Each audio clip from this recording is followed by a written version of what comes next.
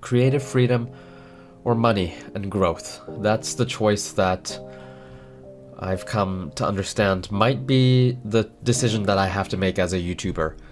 And I've stumbled upon this with my personal experience, having uploaded YouTube videos for 2 years now, and also looking at this YouTube video that I stumbled upon. I'll show you what he says here. We were trying to achieve growth, money, all of that stuff by just doing whatever we want. Pure creative freedom, as if that was going to work. But the way this works is that you can only have two of these. You can't have the growth, the money, and all the success and all that stuff, and the freedom to make whatever you want whilst being normal. It doesn't quite work like that. And that's okay, but here's how it works. If we accept that we're normal and we want to make whatever we want in the whole world, anything we can imagine, just whenever, then we can't expect that we're going to get the growth. That's not how it works. You can't have all three things. In the same way, if you want to have growth and you're also a normal person, you can't have the freedom to make absolutely everything you want all of the time and have no real running theme. That doesn't work either. So we have to accept that we only get to have two of these things. That's how it works, and that's fine. For me, I've kind of started to lean more towards the growth and being normal. A little bit of freedom's okay once in a while, but on the whole, there needs to be a bit of a theme to the videos. I can't just make whatever I want all the time and expect that everyone's going to think it's amazing. That's not how this works. At the end of the day, neither one of these two options is wrong. It's okay to just make whatever you want and kind of let the whole success thing go. And if you can be happy with that and you're not expecting any money or a great big following, that's probably the best way to go for genuine fulfillment. But if you want to actually make a bit of money on YouTube, if you want it to be a little bit of a job where you can bring in a bit of a living from it, that's fine too. You just got to be pragmatic about it and realize that you can't go about it in a naive way. You have to accept the cards you were given.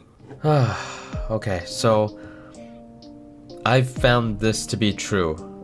In my case, with my channel, posting whatever I want to make, complete creative freedom.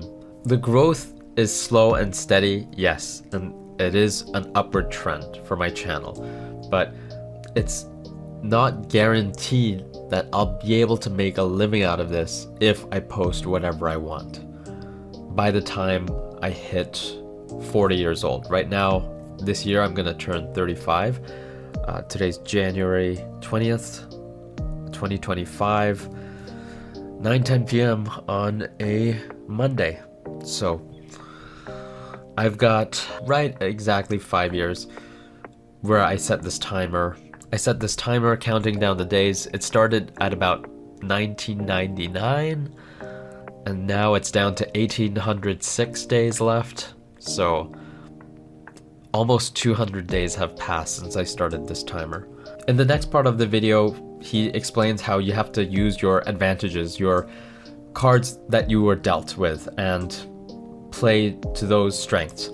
And I was thinking, what could that be for me as a Korean Canadian here living in Toronto, Canada? Could I leverage on talking about being a Korean Canadian here? And I was thinking, what could I talk about there? And then I realized my life is pretty boring. Even though I like it that way, I hardly go out. I just meet friends and go to the gym, maybe the grocery store, and that's about it. There's not much video topics that I can continue making on the fact that I'm Korean Canadian. Those are the kind of things that were running across my mind as I was trying to think of what I can use for the cards that I was dealt with, my strengths, right? So it was a day filled with a lot of thinking and a lot of pondering, and if I could find a sweet spot between what is demanded by the audience and what I like to make. And I'm still looking for that sweet spot. At the moment, even with this video, I'm just posting my daily thought, which is what I've been doing for the past 2 years.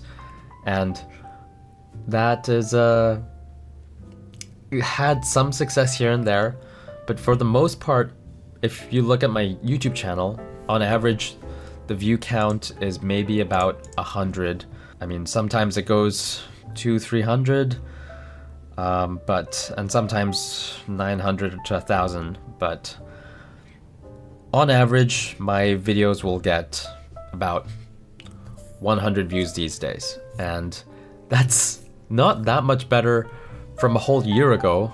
For a year ago, I was getting about 40 to 50 views on average when I was uploading daily and doing my 1% Better day series.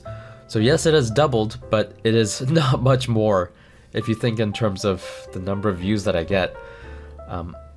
If you look at another channel like Average Korean Man, I'll show you here. So this guy, as an average Korean man, as he declares himself, living in Korea, he on average, even though he started his channel 6 months ago with only 154 videos compared to my 400 plus videos, he's getting an average of 1,000 to 2,000 views per video, sometimes more, but usually at least about 1,000 videos. So there's an example of someone who is doing way better than me. And the topics he talks about, he talks a lot about Korea, right? And things that you can't really see as a Canadian, as an American in the West. So I guess there is demand to see what life is like in Korea and Korean topics. So similar to Mr. Ask Japan, Mr. 50-year-old Japanese man having midlife crisis, talking about how he's worried about the future of Japan, or showing off snacks from Japan or trinkets from Japan. Those kind of things you can't see in the West, so there's demand to see what it's like in Asia. So seeing these people do well, it's an inspiration, but it's not an inspiration that I can quite use to my advantage. So that's what I was pondering today. So I'm still in the experimental stage, and I'm going to continue to experiment. I also want to try dabbling in a bit of horror gaming, which I've tried over the weekend. It was pretty scary, which got me to quit pretty quickly. Oh shit! What was that sound? What was that sound? Oh fuck! Oh god! But I might dabble and make a compilation video of that. So I'm just trying random shit out at this point, man. I'm just trying whatever I can possibly think of that might intersect with my interests and the audience's interests. So let's see where this goes. But here's to experimenting. Let's keep creating. 1% better every day, babe. I forgot to mention that although it's been the case for me that creating whatever I want hasn't intersected with demand exactly, or at least most of the time, there are exceptions to this case, like my friend Lewis, if you see here. He is making video essays of topics about East Asia, and he's going viral. And this is actually what he wants to do, right? So he's talking about stuff he wants to talk about, and they're blowing up because these topics are fascinating, and he does such a good job at breaking them down and talking about them. So there are cases where your interests intersect with demand. It's just Lewis is an exceptional case, I guess, along with some other people, but they are the exception, not the rule. And for creators like me, I guess I am the rule in that creativity and creative freedom doesn't often intersect with demand. So just wanted to put that out there.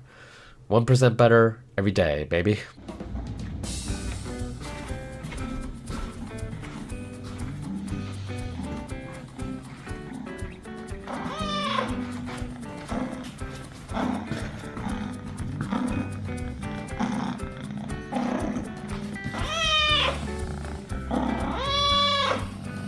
Nothing.